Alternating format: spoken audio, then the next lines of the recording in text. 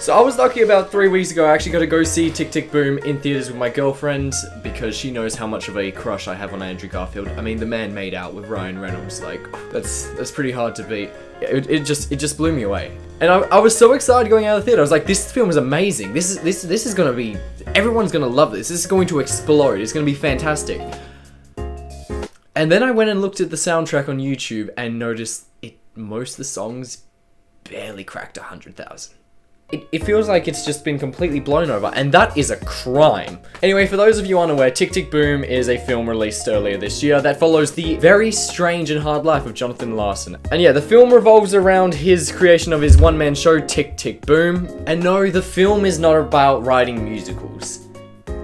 Well, it kind of is, but in reality, the main draw of the appeal is that this is a movie about struggle, overcoming, and in the end of the day, chasing your dreams. And don't get me wrong, this is a musical, but damn, those songs are bangers. The opening song, 3090, it's just stuck on my head and repeat. Best compliment I think I can give to the music is it blends in so well with the movie because it doesn't feel like a musical number. The film is just able to transition between scene and song so well that it just doesn't feel shoehorned in there or unnatural. Oh, also the sets.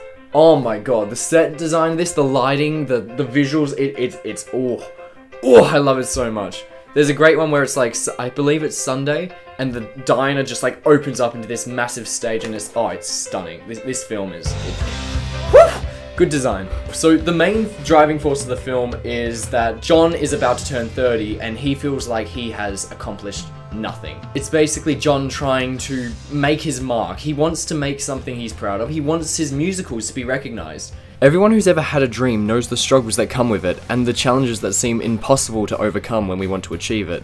Therefore, as an audience, it's very easy for us to instantly relate to Jonathan as we have to watch him endure the hardships and emotions he has while chasing his dreams as we want him to achieve it. Props to Andrew Garfield, I think he highlights this through his performance perfectly. You constantly see fear in his face. What if I can't get this song done? What about if I do get the song done and no one likes it? And it's heartbreaking. It's hard to watch at times because that fear is just something that I feel like lots of people can relate to. We also see John begin to question himself about giving up. I mean, his friends all gave up and now look at them. They have better opportunities than what he feels like he has. So if he went and sacrificed his dream, he may not end up getting what he wants, but he'd be getting stability, which is an absolutely terrifying reality that a lot of people have had to come to terms with.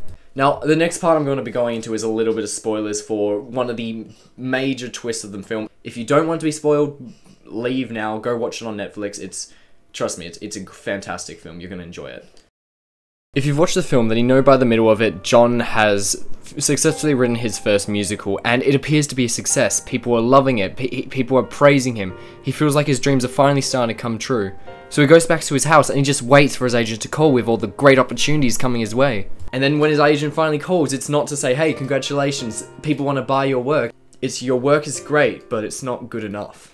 John put all his work into this one play for 10 years of his whole life. A third of his life he was putting into this play, and he's told, your best is not good enough. Hearing that, it'd be easy to say, okay, I quit. Honestly, if I was in John's position, I'd probably think that. Like, it's such a hard thing to hear, and oh god, even just thinking about that happening now, However, John's journey doesn't end there. Instead of giving up like probably so many of us would do, he decides to keep pushing. He knows what he wants, and he's willing to put in the work. In fact, he writes about his experiences, everything he's learned, everything that's happened to him, and he creates Tick, Tick, Boom, his first successful musical. This movie doesn't hide the fact that dreams are hard to achieve. It doesn't sugarcoat the fact that it takes a lot of work, and there's a high chance that they can fail. But then it also shows that your dreams are achievable if you just keep pushing. Tick, Tick, Boom is definitely one of my favorite movies of the year, not just for all the technical aspects and the songs, but this message has hit me personally harder than I think most other movies this year have. Because again, this movie has not got enough recognition. It is fantastic, and I feel like more people should be watching it and talking about it. So yeah, that's the video. It's a phenomenal film, and it's definitely not getting enough recognition. So if you've got 2 hours to spare, go watch this film. You're not going to regret it, especially if you're someone in a creative field, like a film, like a wannabe director, an actor, a musician. This film is for you. This film is basically a love letter for you guys. Lin-Manuel Miranda. Man's a fucking great composer and a fucking great director. Plus Andrew Garfield's sexy.